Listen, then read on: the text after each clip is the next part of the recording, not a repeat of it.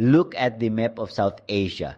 India sits between two enormous strategic spaces. To its west is Pakistan, connected to China through the China-Pakistan Economic Corridor. To its east are Bangladesh and Myanmar sitting directly beside the Bay of Bengal. Now imagine China building connectivity toward both sides. One route moves through Pakistan toward the Arabian Sea, the other moves through Myanmar toward the Bay of Bengal, potentially extending toward Bangladesh. Most people know about the first route, CPEC, but the second route could become just as important. And if these networks develop, India may face a strategic environment very different from the one it knows today. This is not simply a story about roads, it is a story about ports, trade, energy, geography, and strategic influence. And perhaps most importantly, it is a story about the future shape of Asia. Taeon 1, the first road. CPEC. For more than a decade, China has been developing the China-Pakistan Economic Corridor, or CPEC. Its basic geography is straightforward. China's western region of Xinjiang through Pakistan toward Gwadar and ultimately the Arabian Sea. For China, this provides a potential alternative route toward the Indian Ocean and reduces dependence on maritime routes passing through Southeast Asia. CPEC has never been just about one road or one port. It is part of China's much larger strategy of connecting its western regions with international markets, and Pakistan is extremely important in that strategy. But now look to the other side of India, because there is another route developing there. Takin 2, the second road, Myanmar. China's Yunnan province is landlocked, but immediately to its southwest is Myanmar. And Myanmar provides China with something extremely valuable, a land route toward the Bay of Bengal. China has already developed important infrastructure connecting Yunnan with Myanmar. One of the most strategically significant locations is Kyaukphyu on Myanmar's western coast. China has also developed oil and gas pipelines running from the Bay of Bengal towards southwest China. That means the China-Myanmar connection isn't merely theoretical.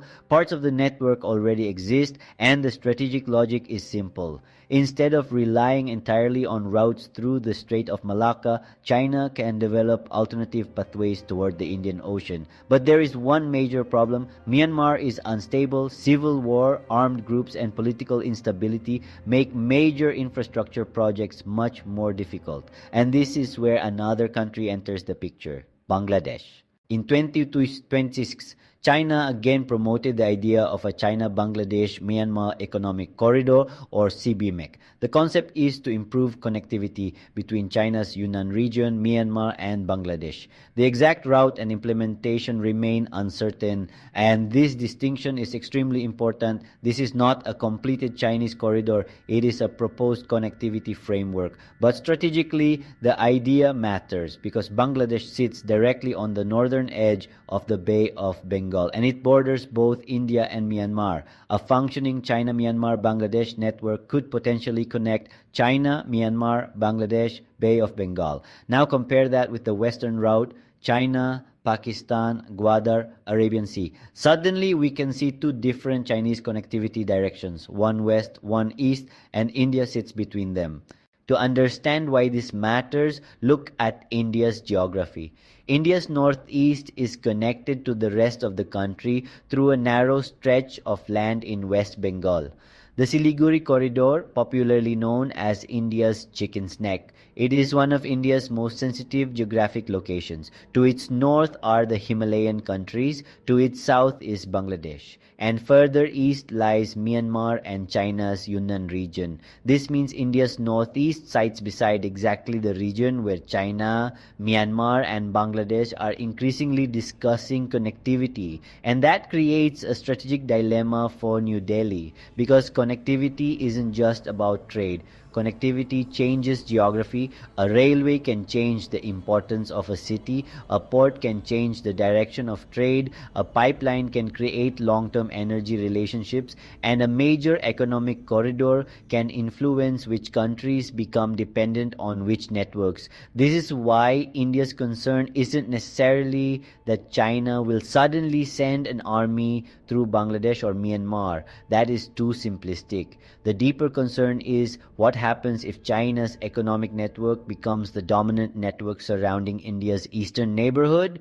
5. China doesn't need to encircle India. This is where the usual phrase, China is encircling India, can actually be misleading. China doesn't need to physically surround India, and these infrastructure projects are not automatically military projects. Ports are not automatically naval bases, railways are not automatically military supply lines, economic corridors are not automatically invasion routes, but infrastructure creates strategic options, and strategic options matter. Imagine China has multiple routes to the Indian Ocean, one through Pakistan, another through Myanmar, potentially another through Bangladesh. China may not control all of these countries, but it doesn't necessarily have to. If Chinese companies, technology, financing, logistics, and supply chains become deeply embedded in regional infrastructure, Beijing can gain influence without controlling territory. That is the more interesting story. 6. And now Pakistan enters the eastern story. At first, Pakistan and Bangladesh seem completely disconnected.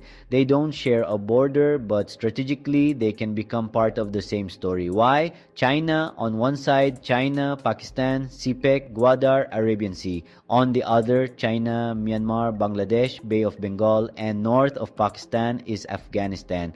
Afghanistan sits at the crossroads between South Asia and Central Asia. So if we zoom out far enough, the picture becomes much larger. China is attempting to connect its western and southwestern regions with different parts of the Eurasian and Indian Ocean economies, and India sits directly alongside this evolving network.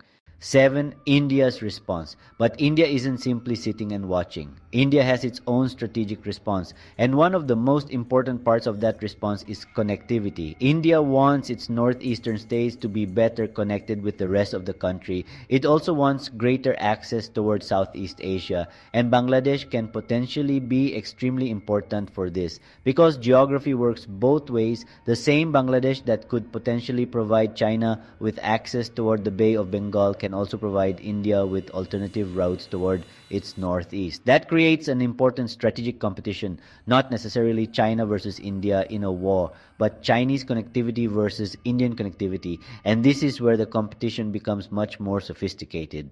8. Space 8. The real battlefield, the Bay of Bengal. Now look at the Bay of Bengal. India faces it from the west.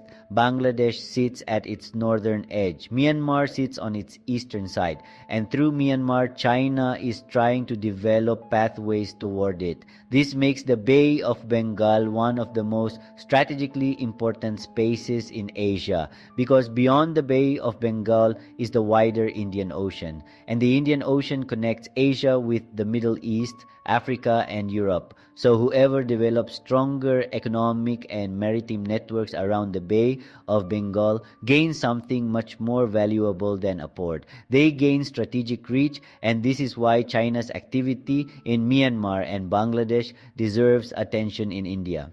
9. Two roads, one bigger strategy. Now let's put the entire picture together. Western route, China, Xinjiang, Pakistan, CPEC, Gwadar, Arabian Sea, and the emerging eastern concept, China, Yunnan, Myanmar, Bangladesh, Bay of Bengal. These are not identical projects. They don't have the same status, and neither guarantees Chinese dominance. CPEC itself has faced serious security and implementation challenges. Myanmar's instability makes any major corridor extremely difficult, and the China-Bangladesh-Myanmar corridor remains largely a proposal. But the strategic direction is still worth watching, because China is building something larger than individual roads. It is building connectivity options.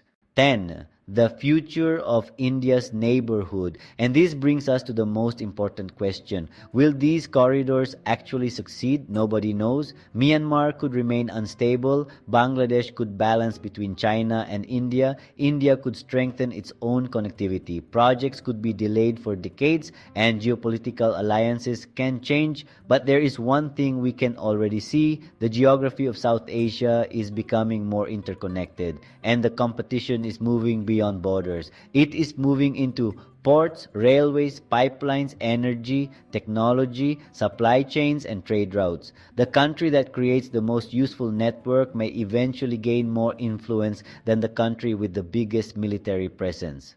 So go back to the map one final time. China is connected to Pakistan. Pakistan opens toward the Arabian Sea. China is connected to Myanmar. Myanmar opens toward the Bay of Bengal. And Bangladesh sits between Myanmar, India, and the Bay of Bengal. India is right in the middle of this enormous strategic transformation. So perhaps the question isn't, is China encircling India? That's too simple. The real question is, who will build the networks that connect Asia? Because the next great competition in South Asia may not be decided only by soldiers and missiles. It could be decided by ports, pipelines, railways, minerals, energy, and supply chains. China's western road through Pakistan is already well known, but the eastern road, the eastern through Myanmar and potentially Bangladesh, may be the one India needs to watch most carefully, because sometimes geopolitics doesn't begin with a military move. Sometimes it begins with a road. This is knowledge suitcase.